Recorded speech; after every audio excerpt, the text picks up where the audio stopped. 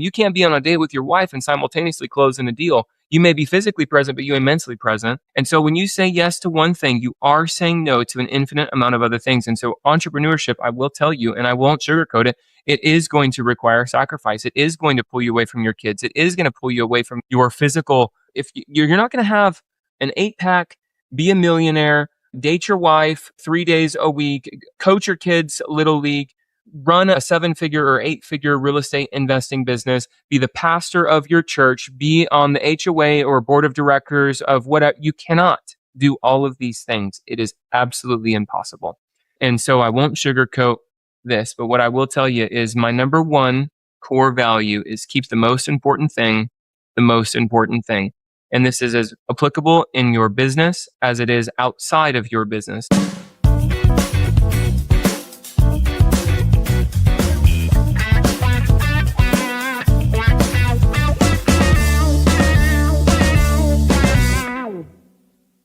Great morning, guys. Welcome to another fabulous episode of Exit Strategies Radio Show. Hey, I'm your host, Corwin J. Millett, broker owner of Exit Realty, Low Country Group in beautiful North Charleston, South Carolina. Hey, if this is your first time listening to this show, you, sir, ma'am, are in for a treat because our mission is very simple. That is to empower our community through financial literacy and real estate education, guys. Hey, we're a legacy building. I want you to put the hashtag on it when you do it too. Hey, got to give a shout out to those who listen to us faithfully. Pastor Vanderbilt Evans Sr., that guy will jack me up if I'm putting that senior on his name. He tried to correct me and say out here, he say he wouldn't, but he act like he ain't done it before. His wonderful bride, Miss Sandra Evans, thank y'all so much for listening. The McKellers, the LeCue family, thank you all for tuning in here locally. My people out in Hollywood, my mom out there in Moncks Corner, my folks in Mullins and Marion, thank y'all so much. My family there, the Troy family there, thank you guys for tuning in and listening. You know I love you, and I cannot say or express that enough. Guys, look here. Today, we are talking about it. Look here. I'm probably talking to one of you right now. Do you have to quit your job, become a full-time investor, or take huge financial risks to build wealth through real estate? That is the question that we're going to answer today. Social media makes it seem like everyone, it's funny, makes it seem like everybody's flipping housing, buying dozens of properties and becoming financially free like overnight. Like everybody's instantly get rich. But what if the smartest path to wealth is actually slower, more intentional, and more realistic? Hey, look, today we got the answer to those questions, and we have the plan and the planner in the house. So guys, look, one of the biggest misconceptions about real estate investing is that it's only for people with lots of money, with unlimited time, or a high tolerance for risk. But today's conversation is about something much more practical. It's about helping everyday working professionals understand that building wealth isn't about making one big move. It's about making smart decisions consistently over time. Because legacy, guys, and we talk about this and say this often, it isn't built overnight. It's built one wise decision at a time. So today we're taking and talking about our financial discipline, investing while working full-time, understanding risk, creating systems that simplify, building wealth that can last for generations. So today's guest is none other. And look here, I had to laugh because I said, look, man, your last name. It is Keith Gillispie. He's the founder of REI Automated, a company that helps real estate investors replace chaos. Woo, it's crazy out here with systems that create freedom. As an active investor, entrepreneur, and coach, Keith has helped hundreds of investors streamline their businesses, close more deals, and build long-term wealth through practical systems and automation. He's my kind of guy. What makes Keith's perspective especially valuable is that he doesn't promote shortcuts or overnight success. Instead, he teaches real-world strategies that everyday working people and families can use to invest responsibly while balancing their careers and personal lives. So if you all would, let's not give him the slow clap. Let's make it fast and welcome Keith Gillispie to the show. Keith, how are you doing? Corwin, I am better all the time, brother. Thank you so much for having me on the show today. I love it. So look, before we get into this conversation, For our listeners, guys, this is why this matters. Many people believe that they have to choose between their career and investing, and that building wealth through real estate requires taking huge financial risks. This conversation is meant to challenge that belief, because real estate investing isn't about chasing trends. It's about creating a long-term plan, managing risk wisely, and making consistent decisions that build financial security and a lasting legacy. So Keith, again, thank you so much for taking time out of your busy schedule for today's show. If you don't mind, tell our listeners high level who you are, what you do, but I want you to answer a question in this, which is why so many people believe that real estate investing is not for them. Easy. All right. Well, I got started in real estate investing in 2016. And at the time, I was active duty in the United States Marine Corps. So I have the biggest excuse of anybody of why real estate investing should not be for me. So if you have any excuse, you can go ahead and crumple it up and throw it behind you, because it's not going to serve you or your future. So my story is a long one. I won't go into it, but I was overseas. I came back home and my wife surprised me that she was pregnant, and I had missed those crucial trimesters of she's going through the pregnancy. Fortunately, I was there for the birth of my daughter in 2016. I left to go back overseas. I came back 2017. Lo and behold, she surprised me with number 2. We're pregnant. I didn't know it. And she kept those as a surprise. She wanted to tell me in person. She recorded both of them. Those videos can be found on YouTube. Surprise, you're a daddy, and surprise, you're a daddy number 2. That was a pivotal moment in my career, because for the next several years, I went overseas many times. Actually, I was active duty for 8 years. I went overseas 13 times during those 8 years. So I was constantly gone, and my kids here were being raised without a father. And every time I'd come home, my wife had to reintroduce me to my children, which will break any man. That makes us sad to not have our son or our daughter come running up. Daddy was like, instead, who is this strange man that I don't know or don't see or don't love? However, that was even more impactful to me because my dad died when I was 8 years old. And so from 8 to 18, I was raised without a father. And here I am looking at my children, seeing them be raised without a father as well, except I don't have the excuse of being dead. I'm alive and I'm well, and I'm choosing to live this lifestyle. And so for me, there was no excuse, and there was no, oh, this real estate investing thing can't work out. I actually had to come home to father my children and be a husband for my wife. And so it needed to work out for me. I didn't really care about any excuses. And the cool thing is I was choosing to live that lifestyle, so I could choose to live a different lifestyle. And I made it happen. And again, the Marine Corps is not a W-2. It's not a 9 to 5 where you can punch in and punch out. You're bringing home work with you. You're doing long weekends. You're going overseas and additional duties and extended stays and everything like this. And you're voluntold, right? You volunteered to do it. You signed the blank check, and now you're being voluntold to go do these things. So whether you like it or not, you're going to do it. And I needed to make that happen. And so that's really what I'm all about, is finding people who need to escape their W-2, but I don't recommend it in the beginning. It's very stressful. And so set yourself up for success. For me, it took 4.5 years. For most of our clients, it'll take them 1 to 2 years, because we've really streamlined these systems and a lot of automations indicative of our name, REI Automated. We've so many automations, so much software, so much good business principles that we've been able to scale and become very efficient, very effective through my own time, my own experience. We're going to take a quick break. When we come back, Keith will continue talking about mindset, balance, and what it really takes to build wealth through real estate. Stay with us. You found the perfect property. You got the vision. Now you need the capital.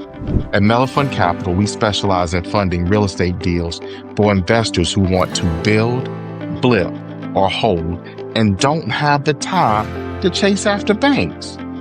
Whether it's new construction, a fix and flip, or long-term rental, we offer simple terms, fast approvals, and access to private capital.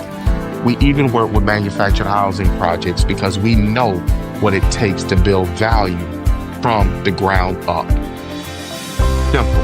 You bring the deal, we bring the money. Visit mellifundcapital.com or call 843-619-7038 to get pre-qualified today. Mellifund Capital, we fund what you build. So Keith, I'd be remiss if I did not say first opportunity. Thank you for your service. I know a lot of Marines and retired in the vocabulary attachment. It is elsewhere. It is never the two. It's never a Marine that's retired or a retired Marine. Those two things never go Yeah, that's right. once, always. So again, thank you. I know there's so many people listening that probably said that immediately as well. So I want to make sure we address those misconceptions and stuff because one, social media really distorts it distorts people. So matter of fact, I do want you to touch on that, but I also want you to kind of tie that in to this question as well, which is about the mindset. Investing overall, how much is it about your mindset and what is social media doing that distorts that? Well, to be really, I'm going to be very transparent with you and your listeners. If you see me on social media, it's not even me. I lead a social media team and I've got 3 ladies and 1 guy who help me with social media because I believe that these black phones take us away from all of the love between us and our family members.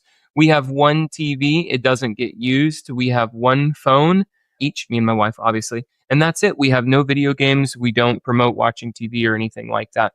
So I hate social media, frankly. I think that it's destroying relationships at a faster rate than anything else is these days. However, here's what I will tell you. It is a necessary evil. And you need to learn how to be a creator, but not a consumer. What I do, I heard this about a year ago, and it's absolutely brilliant because sometimes I'll post something. I do from time to time. I will really spend some time manually posting on social media. And then what I would do is I'd find myself coming back to the comments to see if people liked what I had to say. And you know what? There's a lot of freaking haters who will come and troll you and say nasty, hateful comments. And that got me really discouraged. And I get all up in my feels and I get really ticked off. And I'm here to tell you there's one phrase that you need to remember besides the one that I just told you, which is become a creator, but not a consumer. You need to have a mentality of post and ghost. You need to post your thing on social media and then you need to get the heck off of it. You do not need to be consuming the lies and the, maybe not flat out lies, but the skewed visions that people are showing you of their life. Because as a business owner, like I had a lawsuit last year. 2 years ago, I had a big business breakup between me and my partner. This month, I was short on payroll on the first of the month. There's going to be some ups and downs in your career, and people don't share that stuff.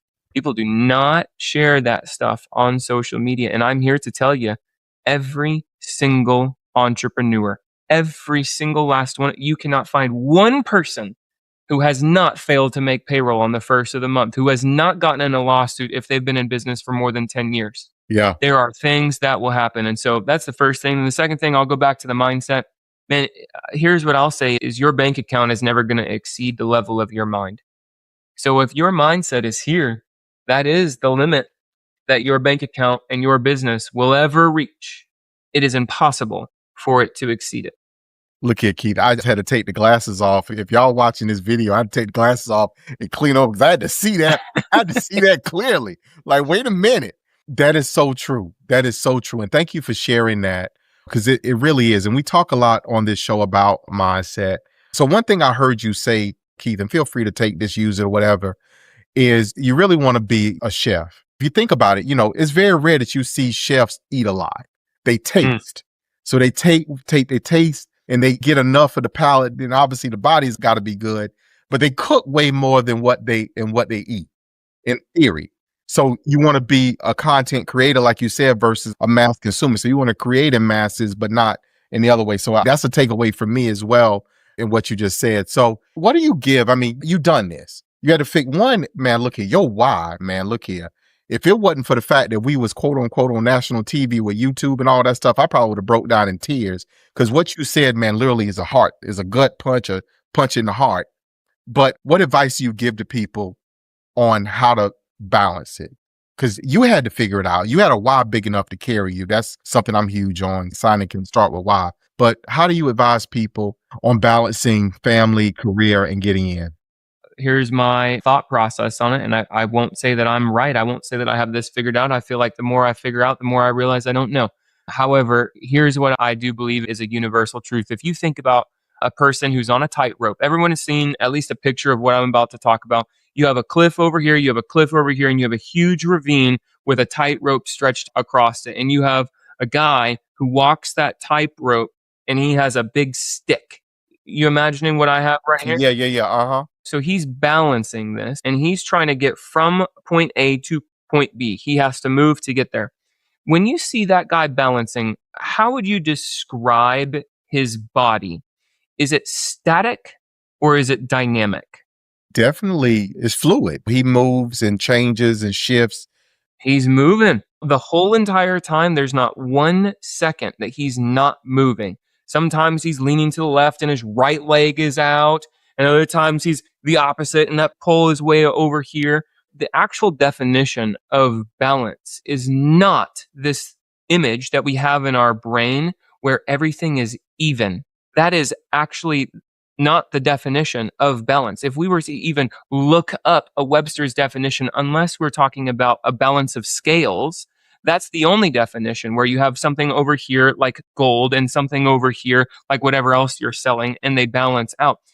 But when it comes to quote unquote work-life balance, there's always movement. And so I want everybody, especially an entrepreneur, to throw out the idea that you're going to have this perfect work-life balance. And I'm here to tell you, it is going to take sacrifice. And here is how I'll prove it to you.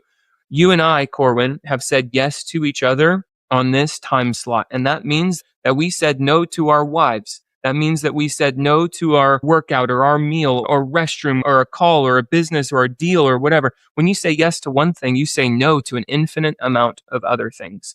And so when you say yes to your business, you are saying no to your family. For that moment, you cannot be in two places at once. Try it. Next time you're with your wife, take a business call and look at her face. Oh, you ain't talking to me. Go ahead. you ain't talking to me. I'm sorry, say it again. Go ahead. You can't be doing both of those things. You can't be on a date with your wife and simultaneously closing a deal. You may be physically present, but you immensely present. And so when you say yes to one thing, you are saying no to an infinite amount of other things. And so entrepreneurship, I will tell you, and I won't sugarcoat it, it is going to require sacrifice. It is going to pull you away from your kids. It is going to pull you away from your physical. If you're not going to have an 8-pack, be a millionaire, date your wife 3 days a week, coach your kids little league, run a 7-figure or 8-figure real estate investing business, be the pastor of your church, be on the HOA or board of directors of whatever. You cannot do all of these things. It is absolutely impossible. And so I won't sugarcoat this, but what I will tell you is my number one core value is keep the most important thing the most important thing.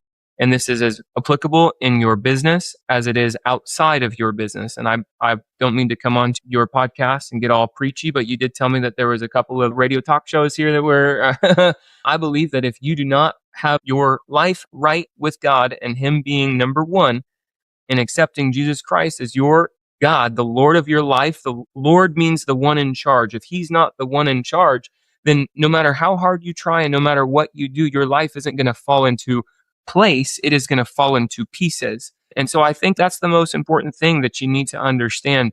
And a lot of people figure that out later on in life because they lose their salvation in order to get money. And only after they receive money and find that it doesn't quench the thirst and fill the void that they were looking for the entire time, do they end up turning back to God.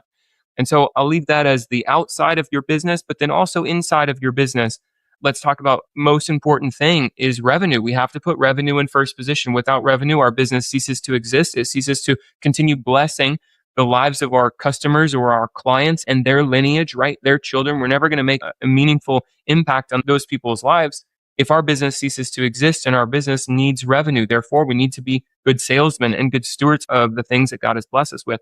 And also, the last thing that I'll leave you with is when you go after the money, revenue in first position, remember, keep the most important thing, the most important thing.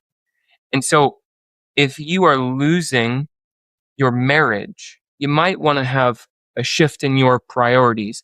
If you're losing your physical health, I'm here to tell you, I know a lot of people. My mentor is a billionaire. I know a lot of very, very wealthy people, decamillionaires, centimillionaires, and billionaires.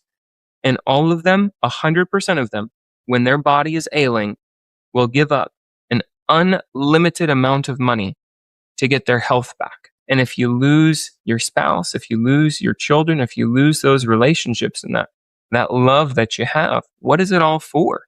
You're giving up something of lesser priority, something that's second, keep it in second position. So keep the most important thing the most important thing. You need to balance, but just realize that balance is actually a fluid shift of time, energy, and focus. You touched on something, and I'm not going to hover here, Keith, but I want to acknowledge it because this is mindset at times that we have, and we take it from scripture. We take scripture that says, money is the root of all evil. And then in turn, we apply that to anyone who has money, they're evil. That's not what it means. It means that you prioritize that above everything else. You put it before God. So I don't want to hover there, but I want to take that and pull that out, because what you said there is fundamental, that you got to keep that alignment, and you have to be where you're supposed to be. At least I think I'm very good. People say, ain't no way you put your phone down. I do. I turn my phone face down and I leave it. I walk away from it. I don't care, because where I am, I want to focus on being present. That's a learned behavior now, because I promise you I was not always that way. Yep. Keith, thank you for saying that. But let's get over into REI Automated. Let's talk about, one, what your company does, because you guys help people build these processes and stuff. But what are some of the processes that investors should have, but also how does automation help them to focus on, quote unquote, the higher value decisions? That's going to do it for part one of our conversation with Keith Gillispie. But we're not done yet. Join us for part two as we dive into REI automated systems, automation, and building a smarter real estate business. We'll see you there.